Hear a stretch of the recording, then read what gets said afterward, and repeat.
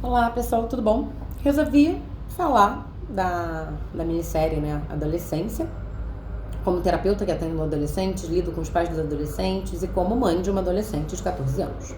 Então, a série, ela me deu assim, sabe? Que bom que isso está sendo exposto e espero que os pais, né, que todo pai que tenha filho adolescente esteja vendo essa série. Crianças também, né? Tenham filhos que ainda não são adultos. Então, eu achei que foi uma série muito necessária.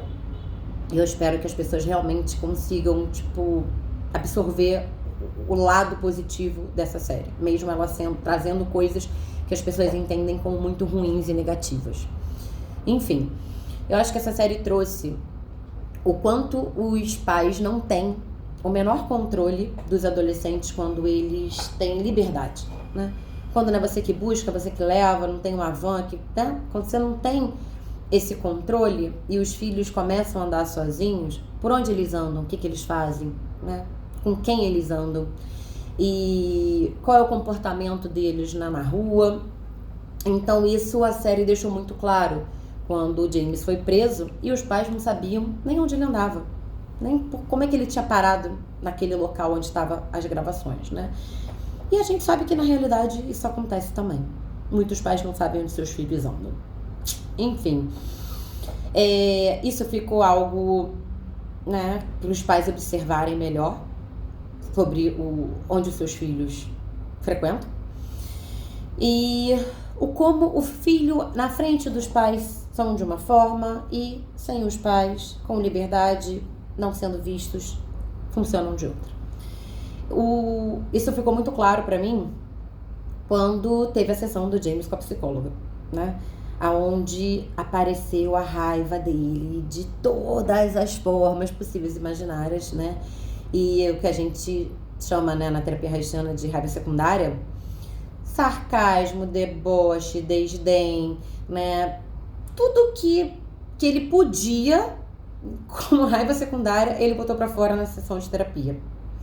E o lugar, né, da misoginia em relação à terapeuta, com a raiva que ele tinha, né, dela ser mulher, como ele comparava ela de uma forma, né, você é muito, né, o outro cara era muito melhor do que você.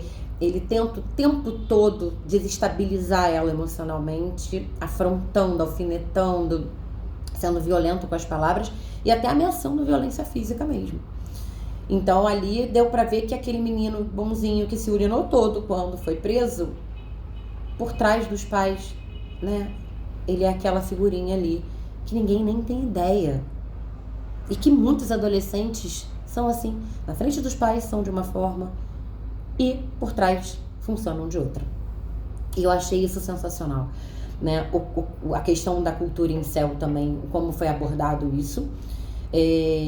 Eu achei que é algo que a gente precisa entender que isso vai se construindo, né, na infância, na adolescência, e isso vai se escalonando para a fase adulta, se a pessoa não tem uma terapia, se a pessoa não cuida disso, desse bloqueio afetivo. E a raiva, né? Para onde vai? Como é que sai essa raiva pro mundo? A forma mais violenta possível. E sem qualquer tipo de controle dos pais. E então eu acho que isso foi algo que os pais precisavam entrar em contato para olhar para seus filhos de uma forma um pouco mais atenciosa. Achei que isso foi importante. Um outro ponto que eu achei sensacional na parte da investigação policial, que dava pra ver que, né, o policial não tinha uma boa relação com o filho também, zero comunicação, ali um descaso com o filho, e o quanto ele tinha uma ideia muito egóica do quanto ele estava numa linha de raciocínio perfeita, porque ele leu um comentário na internet, né, que a menina que morreu fez no Instagram do James. Ele entendeu que aquilo ali que ela tinha escrito vinculava eles a uma relação de amizade muito próxima e tudo mais. E ele leva isso para a sala de aula, né? Quando ele vai na escola querer fazer alguns interrogatórios. E o filho dele conta para ele assim, cara, você tá indo pro lugar errado. E ele acha um absurdo o filho falar isso para ele, né?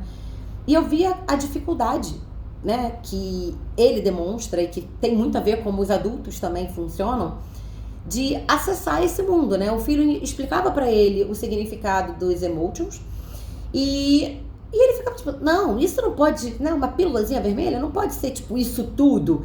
E o garoto falou assim, não, mas é isso, tipo, tudo que ela tava falando é o contrário, tipo, não, eles não eram amigos, e ela não gostava dele. Então, e a surpresa dele de tipo assim, caraca, como assim? Sabe, isso tudo acontece e ninguém tipo, tem ideia. Enfim, o como a comunicação do adolescente é codificada. Então, assim, os adultos, eles não acessam. Porque eles têm um universo paralelo deles. A forma como eles conversam, as brincadeiras que fazem, as piadas, tudo isso é uma forma muito do adolescente. E o adulto, para entender, para compreender, ele tem que estar com a mente aberta, ele tem que estar num lugar, né, onde ele não vai julgar, onde o adolescente vai se sentir compreendido. Então, eu vejo, por exemplo, na minha clínica, eu tenho uma ótima relação com os meus pacientes adolescentes, porque eu super, né, tento entrar no mundo deles real, sabe? Eu esqueço que eu tenho a idade que eu tenho para poder conseguir entender o que eles estão me trazendo. Porque se eu não faço isso, se eu, né, entro ali na fase da adulta, eu entro na figura dos pais, que eles não vão confiar, que eles não vão contar. Se eu não construo a relação de confiança com eles, eles não vão me dizer o que está acontecendo com eles. E a terapia não vai funcionar. E isso ficou muito claro, sabe, nessa série. O quanto os pais não têm ideia, nem sendo policial, investigador, o que acontece no mundo dos adolescentes. Eu achei sensacional eles terem trazido da forma que eles trouxeram. Então, dentro da relação também escolar, né? As escolas, eu não posso dizer todas, mas a gente vê que o ambiente escolar, ele é um ambiente que adoece muitas vezes, né? Colégios muito tradicionais, que são muito rígidos, que bota ali o adolescente ou a criança à exaustão, a forma violenta, às vezes, do tratamento dos professores com os alunos, a falta, né, por exemplo, daquela diretora totalmente desgovernada, falava com o aluno, cala a boca, tipo assim, não dava nenhuma ideia para ela não tinha nenhum controle daquele colégio, tava tudo solto, largado, o professor entrava a hora que queria, os alunos, tipo, largados para lá, Amazônia, literalmente, né? E esse é o reflexo de muitas escolas, tá? A nossa realidade é essa. Então, assim, ir pra escola não é sinônimo de, tipo, boa educação. A educação vem de casa. E o reflexo dos alunos na escola é o como a relação acontece em casa. É algo em conjunto, não é algo onde o colégio educa e a família não tá nesse lugar. É o oposto. Então, muitas famílias colocam pro colégio a responsabilidade de educar. Essa responsabilidade é dos pais. Então, isso é algo que ficou muito claro, como os adolescentes não têm o mínimo de respeito pelos mais velhos, né? Isso ficou claro, a forma como tratavam até a diretora. E a cena final, né, do último episódio, a forma como o pai se culpabilizou pela questão, né? Onde ele achou que ele podia ter feito mais, por ele não ter batido, porque ele sofreu violência na infância e não queria fazer o mesmo com o filho. Onde foi que eu errei, o que eu fiz. Deu pra ver ali o lugar que os pais se colocam por eles não estarem acessando a vida dos seus filhos, né, fora de casa. E que não é só sobre isso, eu acho que a questão é sobre a falta de comunicação, né? Como é a sua comunicação com seu filho? Seu filho fala pra você o que ele faz, ele tem abertura pra isso, ele tem medo de falar porque ele acha que ele vai ficar de castigo, que você não vai compreender, né? Pessoas que prendem determinadas coisas. O adolescente, quando ele puder, ele vai fazer dobrado, porque ele vai jogar a raiva que ele tinha do momento que ele não pôde fazer na hora que ele tiver oportunidade. Então, assim, como é que você, pai, mãe, tios, né, se comunicam com os adolescentes que tem na sua família, na sua casa?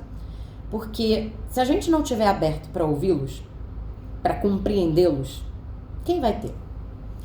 Vão estar se criando, né, pessoas enrijecidas, né, com bloqueios afetivos importantes, com muita intolerância à frustração, que vão estar jogando uma raiva para o mundo da forma mais inadequada e violenta possível. Então, essa função é nossa, né? Pais, terapeutas, de conseguir fazer essa relação acontecer, fazer essa relação com os pais acontecerem, né?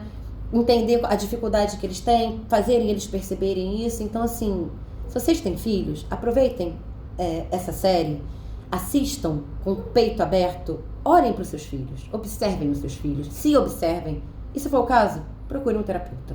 tá ok? Beijo.